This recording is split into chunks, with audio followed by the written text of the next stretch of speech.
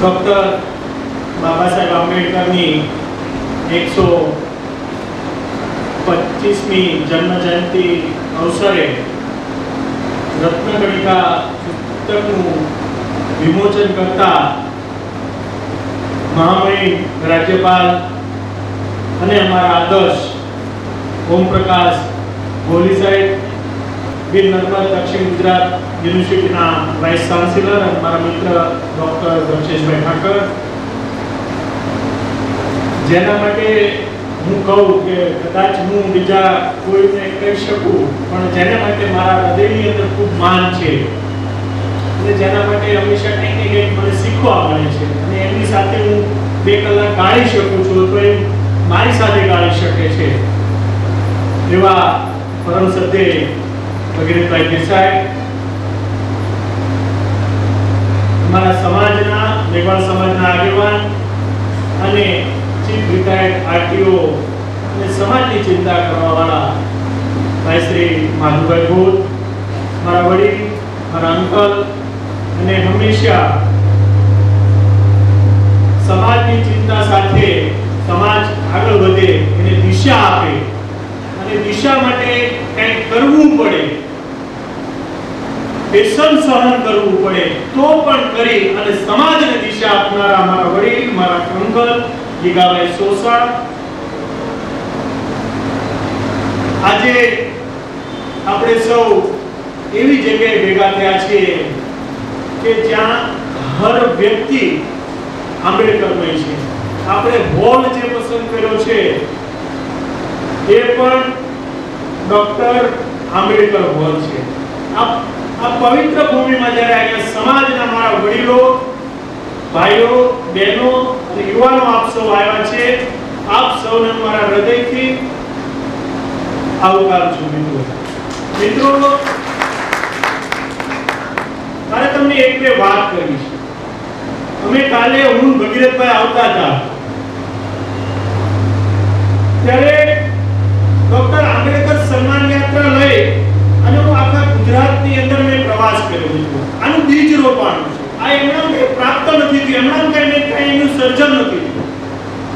આ 4 વર્ષ પહેલા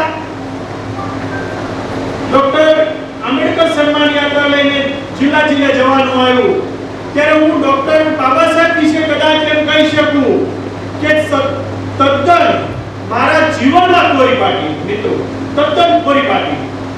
આપણા ગુજરાતના સાહિત્યકારો, એમાં ડોક્ટર માધાભાઈ ગોહિલ હોય અને ગુજરાતભરના જે લોકોએ બાબા સાહેબ વિશે કંઈક ને કંઈક લખ્યું છે એમના વિશે ખૂબ ગહન કર્યું છે.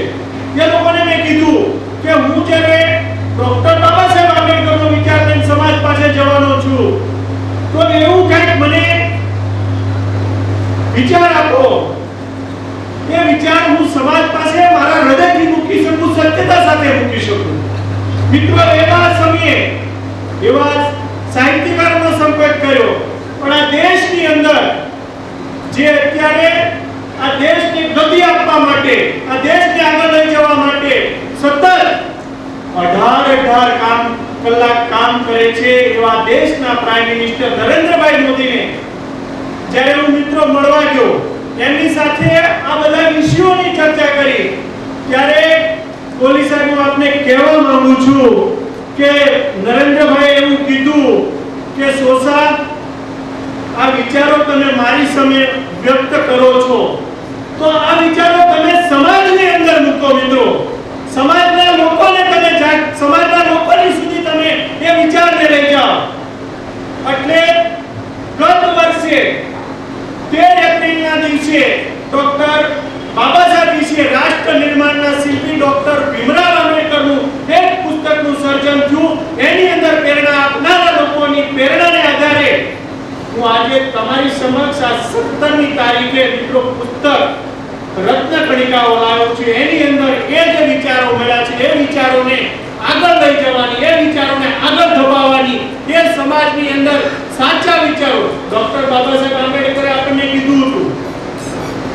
2-3 બાબતો તમારી સાથે મારે શેર કરીશ. મિત્રો, ડોક્ટર બાબા સાહેબ આંબેડકર કહેતા હતા વિદેશની ધરતી પર જ્યારે ઇંગ્લેન્ડ તેઓ ભણવા ગયા ત્યારે મિત્રો 24 કલાકની અંદર મિત્રો કલાક સુધીનો અભ્યાસ કર્યો. કેટલી કલાક? 21 કલાક. અને જે કોર્સ 8 વર્ષનો હતો તે 2 વર્ષ ને 3 મહિના. કેટલા મહિના થયા ટોટલ? 27. મિત્રો, આ પરિસ્થિતિમાં ડોક્ટર બાબા સાહેબ આંબેડકરે જે એમને સર સિયાજીરાવ ગાયકવાડે જે એમને શિષ્યવૃત્તિ આપી હતી, એક વિદેશ ભણવા માટે મોકલ્યા હતા. મિત્રો, આ પ્રતીતિ થાય. ડોક્ટર બાબા સાહેબ આંબેડકર લખે છે આગળ, આજે મારી ઉંમર 40 વર્ષની છે. 40 વર્ષની. આજે હું ખુરશી ઉપર 18 કલાક સુધી સતત એક જ જગ્યાએ બેસીને કામ કરી શકું છું.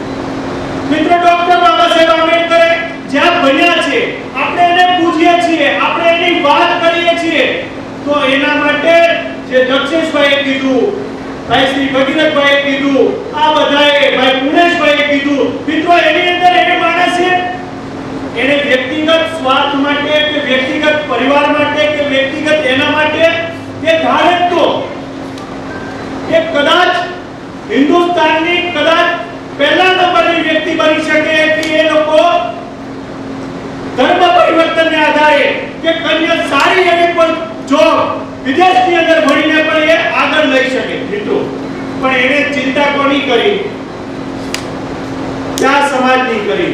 અહીંયા બેઠેલો જે હિન્દુસ્તાનની અંદર પીડિત છે, શોષિત છે, જે મહિલાઓ છે, જે ગરીબ છે, જે દલિત છે, જેને પૂરેપૂરું પેટ ભર્યું નથી, એવા સમાજની ચિંતા કરતા કરતા કરતા એ માણસે એનું સંપૂર્ણ જીવન મિત્રો નોચાવર કરી દીધું. એને સંપૂર્ણ જીવન એને ખર્ચી નાખ્યું.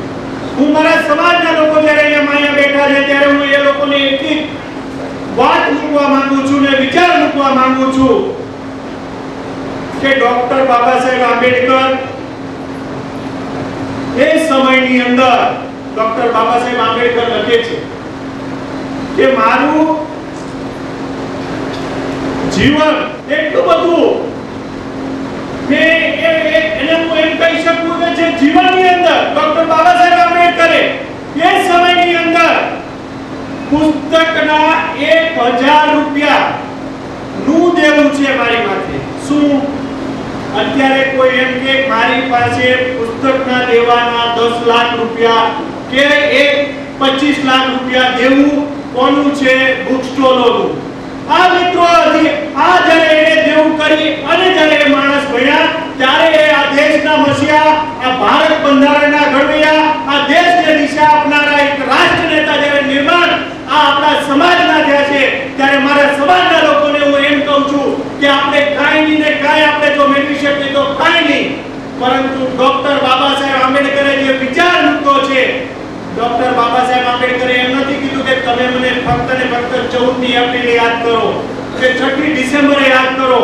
ડોક્ટર બાબા સાહેબ આંબેડકરે આપણને એને કીધું કે જે એને જીવનની અંદર જે ઉદ્દેશો રાખ્યા છે તે ઉદ્દેશને તમે આગળ લઈ જાઓ. તમે તમારા પરિવારને શિક્ષિત કરો, તમે તમારા સમાજને શિક્ષિત કરો. તમે તમારા બીજાને ન મદદ કરી શકો તો કાંઈ નહીં, પણ તમારા રહેનારા તમારા આજુબાજુના પરિવાર જે તમારા સગાઓ છે એમને તો મિત્રો નોકરી મળી, આગળ પદ પ્રાપ્ત થયા પછી ક્યારે ભૂલશો નહીં, એને યાદ કરો. આ વિચારો જે ડોક્ટર બાબા સાહેબ આંબેડકરે આપ્યા છે, આ વિચારોને આપણો સમાજ લે અને આવનારા દિવસોની અંદર આપણે કાંઈ નહીં ને કાંઈ પણ સમાજમાં એક દિવસ એવો કાઢીએ કે ડોક્ટર બાબા સાહેબ આંબેડકરના આદર્શોને, ડોક્ટર બાબા સાહેબ આંબેડકરના વિચારોને આપણે આપણા પૂરતા સીમિત ન રાખીએ, આપણે આપણા સમાજમાં આપણા વિચારોને પહેરાવીએ. અને જે અહીંયા મહામહિમ રાજ્યપાલશ્રીએ જે અમારા સમાજમાં આ પ્રથમ વખત જે આવી અને અમારા સમાજને તે તમે જે ધન્યતા પ્રાપ્ત કરી છે, અને મારી જાતને આજનો દિવસ એક વખતે એવો 100% મૂકું છું કે આ સમાજનું, આપણા સમાજનું ગૌરવ પ્રાપ્ત કરાયું છે. એવા ઓમ પ્રકાશ કોરાજીને આપણે તાળીઓના ગગડાટથી વધાવીએ અને આપણે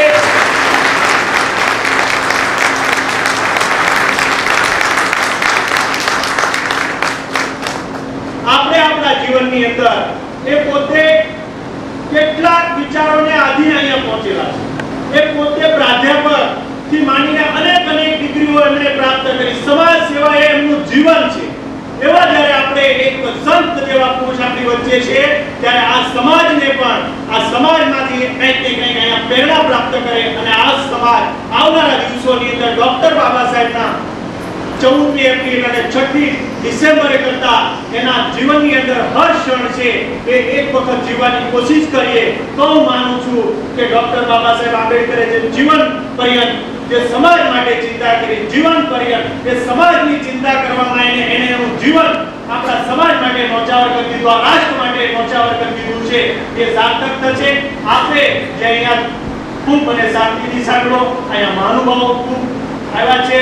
હું મારી જાતને ખૂબ કૃતજ્ઞ સમજું છું. અહીંયા આપ સર્વ આવ્યા અને મને શાંતિથી સાંભળો અને જે મને હોંસલો બુલંદ કરાયો છે એ બદલ મારા સમાજનો હંમેશા ઋણી રહીશ. ધન્યવાદ.